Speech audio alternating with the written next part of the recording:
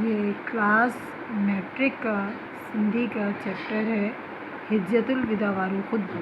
اس کے question answers ہیں، اس کو میں ساتھ میں آپ کو پڑھ کے بتاتی ہوں. ہیٹین سوالن جا جواب دیو، ان سوالوں کے جواب دیں. پان سگورن صلی اللہ علیہ وسلم آخری حج کیڑی سن ماں کرن فرمایو. آپ صلی اللہ علیہ وسلم نے آخری حج کس ہجری میں کیا؟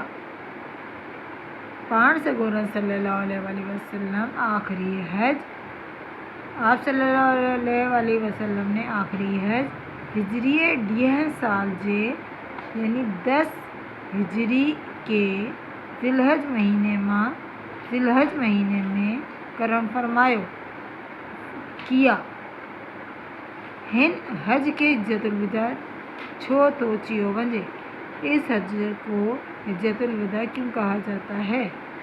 ہن حج کے، اس حج کو حجت الوداع انہیں کرے چیو ونجے تھو.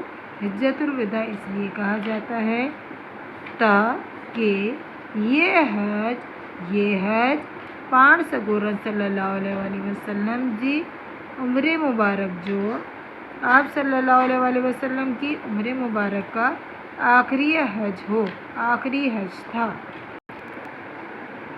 اچھا، جو موسٹ امپورٹنٹ کوشچنز ہیں میں انہی کو ہی پڑھ رہی ہوں، ورنہ یہ اچھے کوشچنز ہیں.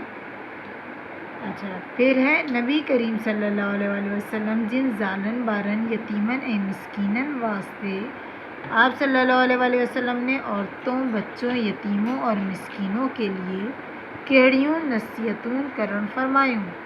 کون سی نصیحت کی تھی یا کون سی نصیحت فرمائی تھی؟ نبی کریم صلی اللہ علیہ وسلم زالن واسطے نصیحت فرمایا تھا. آپ صلی اللہ علیہ وسلم نے عورتوں کے لیے نصیحت فرمائی تھی کہ عورتوں کے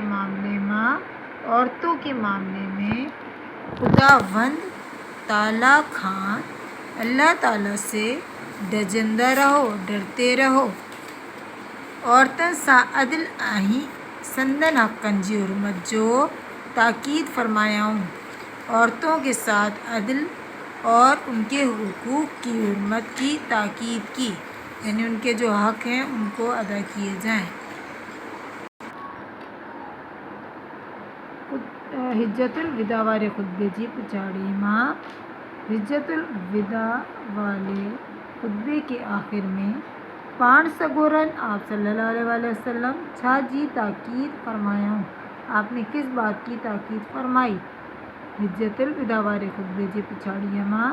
حجت الوداع والے خطبے کے آخر میں پان سگورن تاکید فرمایاؤں تا. آپ صلی اللہ علیہ وسلم نے تاکید فرمائی کہ جے شخص ہتے موجود آہن، جو شخص یہاں موجود ہیں، سی غیر موجود شخص تائیں، وہ غیر موجود شخص تک یہ پیغام پہنچائیں، یہ پیغام پہنچائے.